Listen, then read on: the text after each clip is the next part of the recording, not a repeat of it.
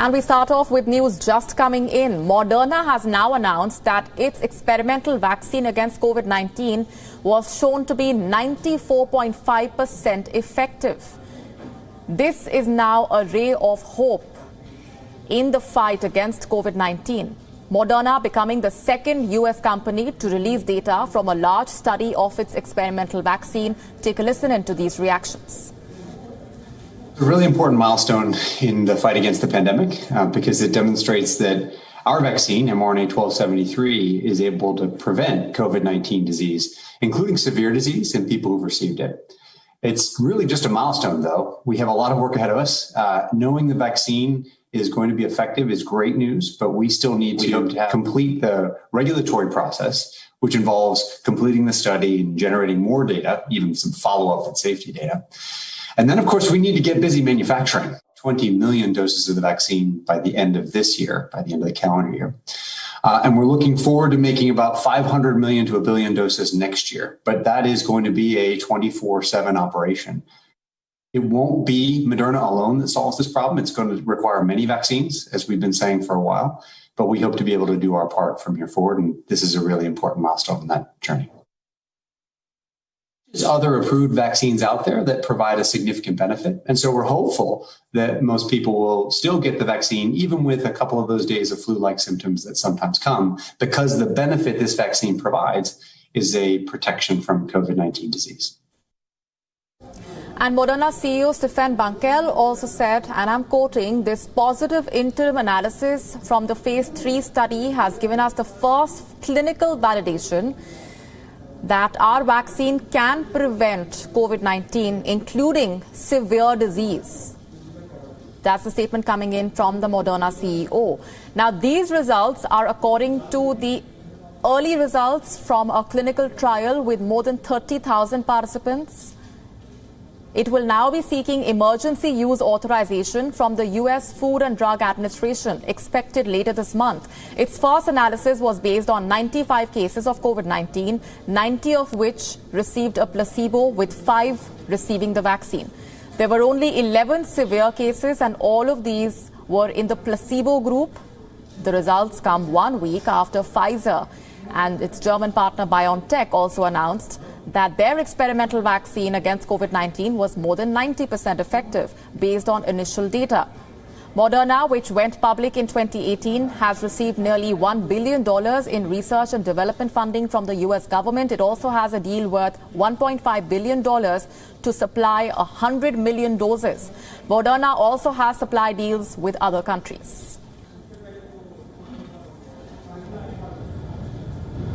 And virologist Mikhail Laniel is now joining us live from Jerusalem for more on that. Hi, Mikhail. Thanks very much for speaking with us. Your assessment of this positive news that's coming in from Moderna and the reactions that we have been getting in so far. Yeah, so as you mentioned correctly, this is a fantastic news. And actually from the Pfizer report a week ago, it was pretty much expected that it was also a good news for Moderna. The reason being that both companies adopted the same technology, which is new technology, but the result from Pfizer already alluded to the fact that probably we are going to hear good news from Moderna as well. So this is fantastic news, and I think whether it's 90% or 95%, this is minor. What's more important is that, first of all, severe disease was prevented, which is very important. And second, which is a very high efficiency level. Whether it's 90 or 98 or 95, it's will be time will say. But it's very high, and it's a fantastic news for everybody. Yes, Mikhail, like you just mentioned, the assessment that it worked very well in cases of severe disease as well. If you can elaborate for our viewers why that's so significant. Sorry, can you repeat the last point? Like you also mentioned, it works against severe disease, severe cases of COVID-19. Yes. That is one of the very significant aspects of why this makes it such a positive development. Absolutely. Despite the fact that we are only having a number of cases that is below 100 in both cases, both for Moderna and for Pfizer, those numbers will be increased in the coming 2 or 3 weeks.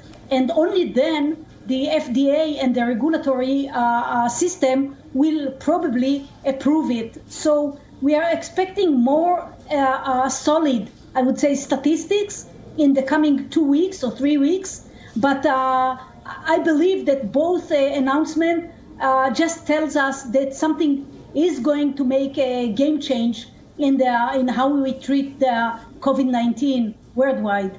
And that's everybody should be happy, but clearly there will be many months to go till we can really change our attitude of remote contact and avoiding clustering and so on and so forth. Right. This is just one part of the fight against COVID-19, though this is an extremely positive development. The other part is the race for getting a COVID-19 vaccine, especially when it comes to the lesser developed countries. Your comments on the priorities when it comes to the distribution of the vaccine once we do have a successful candidate?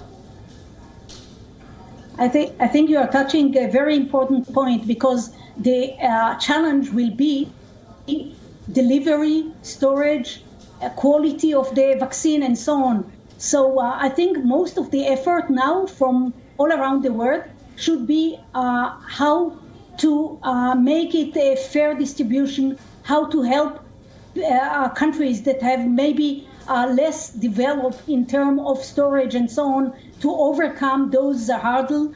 And this is the real challenge. And I think if and only if the world will be unified in order to understand that this is a world event and not a country-based event, I think the future for the world will be much better. That's for sure. All right, Mikhail, thanks very much indeed for joining us with those perspectives. Thanks very much. Co-presented by Skoda. Simply clever.